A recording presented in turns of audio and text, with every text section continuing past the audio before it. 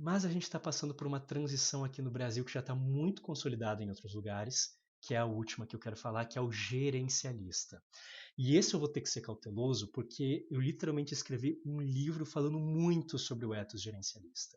Então, quem sabe eu faça uma live mais aprofundada sobre isso no futuro, tá? Porque mesmo que o ethos gerencialista já não seja o principal ethos, né, da maior parte da população brasileira, já não seja não, ainda não seja o principal ethos da maior parte da população brasileira, como a gente está muito globalizado, já é um ethos que está muito na mídia, já é um ethos que já foi muito importado por algumas classes. Classe o topo da classe B, cara, com toda certeza já é 100% gerencialista. As empresas mais internacionais, empresas de tecnologia, a galera de vanguarda que eu falo aí, já é super gerencialista, sabe? Então, dependendo do setor que você trabalha, você já pode estar exposto a um ethos gerencialista muito forte, tá? Desde cedo na tua vida, inclusive. Mas, assim, ele ainda não pegou, vamos dizer, completamente as massas aqui no Brasil, tá? Mas está avançando muito rapidamente, quem sabe muito mais rapidamente do que todos os outros etos anteriores fizeram por causa da globalização mais extensa. Então, de onde veio o ethos gerencialista? Cultura do management e gestão gerencialista, para a gente começar. O que é gestão gerencialista? Um tipo novo de gestão que surgiu na época da Thatcher, ok? Que ela aplicou o neoliberalismo, um jeito bem diferente, mais novo de aplicar o liberalismo, que começou na Inglaterra, que a Inglaterra estava precisando de reformas, estava muito em crise, e ela começa com essa onda do neoliberalismo, então a Thatcher faz isso, e isso se alastra como fogo por boa parte do mundo ocidental até hoje. A gente segue muito a cartilha neoliberal dentro de economias, ok? Fora algumas que ainda tem, por exemplo, o welfare state, como países mais a galera mais normanda lá que eu gosto de dizer, os países nórdicos e tal, né? A gente está falando aí de Suécia, a gente está falando de Finlândia, a gente está falando de Noruega, né? Coisas nesse sentido assim. Fora isso, principalmente a gente vai ter neoliberalismo e uma das coisas do neoliberalismo, que é um liberalismo muitas vezes muito mais extremado, é a cultura do management e a gestão do management, que é uma ideia muito diferente daquela gestão disciplinar que a gente tinha. Eu poderia lhe passar uma meia hora para explicar aqui. Eu vou guardar detalhes para uma próxima live. Não é a próxima, mas uma próxima live, tá? E isso gera uma ideologia, uma cultura do management, que é basicamente gerencialismo. E uma das marcas da cultura do management é justamente usar muitas palavras em inglês. Se você ver termos em inglês, já pensa que opa, tem a ver muitas vezes com uma vibe mais gerencialista. Então, por isso, cultura do management, né, galera? Então, assim, gurus da panaceia, galera que vem assim, né, que eu gosto de dizer, redes sociais, influências, galeras, cases de sucesso no mundo empresarial, aquela galera assim que tenta, tipo, siga meu exemplo que você vai fazer tudo aqui, não sei o que, toda essa ideia. E isso num período de instabilidade geral. Aqui a gente já está falando de um capitalismo que sofreu. Tadinho, o capitalismo sofreu, o capitalismo de lá para cá vive num estado constante de crise, né? Quando acaba uma crise, você respira para poder entrar na próxima crise. Né? De novo, não estou fazendo julgamento moral nem nada, estou tentando ser o mais objetivo possível. O fato é que essa mistura de globalização, e também não estou falando mal da globalização, galera, mas uma das coisas da globalização é a gente tem mais contato com a instabilidade. Quando uma coisa acontece num lado do mundo, né, minério de ferro mudou na China, cara, afeta a gente de um jeito, o preço do petróleo, a guerra aqui, ali a Covid que pega o mundo inteiro, cara, instabilidade acima de instabilidade. Estourou a bolha financeira no mercado imobiliário americano, pegou o Brasil, pegou tudo, 2015, não sei o que. Então, assim, a instabilidade constante. Isso, inclusive, faz esses gurus da panaceia, que eu gosto de falar, se sobressaírem ainda mais. Então, tá tudo isso rolando, tem uma gestão diferente, né?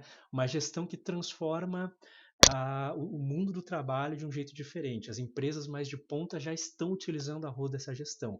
As empresas anteriores estão usando uma gestão mais disciplinar, mais clássica ainda, tá? Mas daí o que acontece? O que muda? Uma ênfase na performance e na excelência, ok? Esse eixo performance e excelência é muito importante e o outro eixo é empregabilidade. Aqui aquele negócio de pular de galho em galho já é um must, já você precisa, ok? É condição sine qua non para a tua existência profissional. Você tem que ser empregável, você tem que ser você tem que ter um bom currículo, porque amanhã podem fechar o teu setor, amanhã podem te mandar embora, ou porque você quer alguma coisa melhor, porque você quer crescer na vida.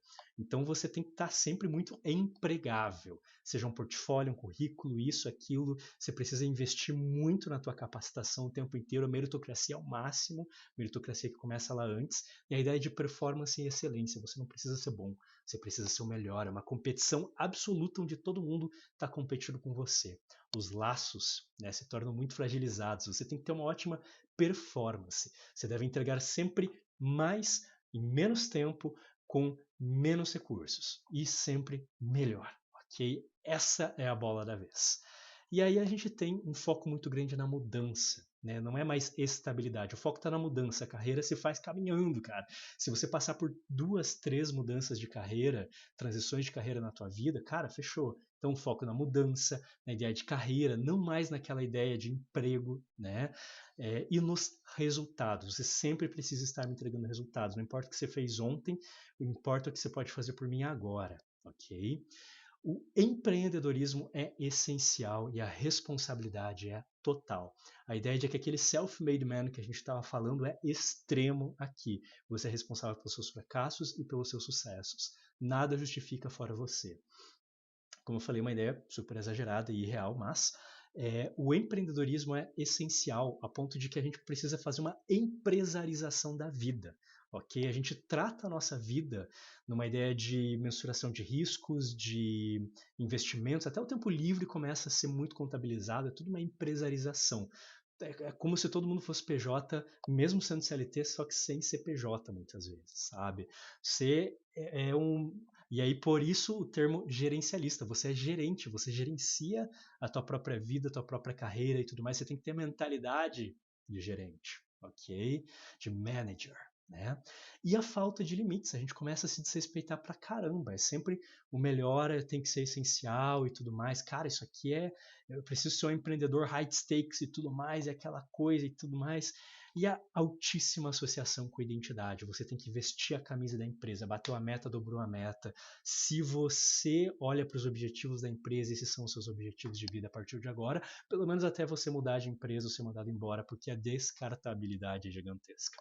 Então, essa ideia aqui, olha, deu uma super resumida na cultura gerencialista.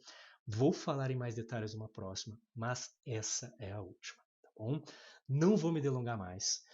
Só dizer assim que talvez a cultura gerencialista, eu diria que vai funcionar com muito poucos indivíduos. Indivíduos que amam muito essa ideia de empreendedorismo, que amam ser muito de ponta, trabalhar com globalização, trabalhar com tecnologia, com criação de novas soluções. Talvez essas pessoas funcionem melhor dentro do capitalismo. Porque do capitalismo não, perdão, do gerencialismo. Mas para boa parte das pessoas isso aqui leva para um desgaste gigantesco na falta de limites, tá certo?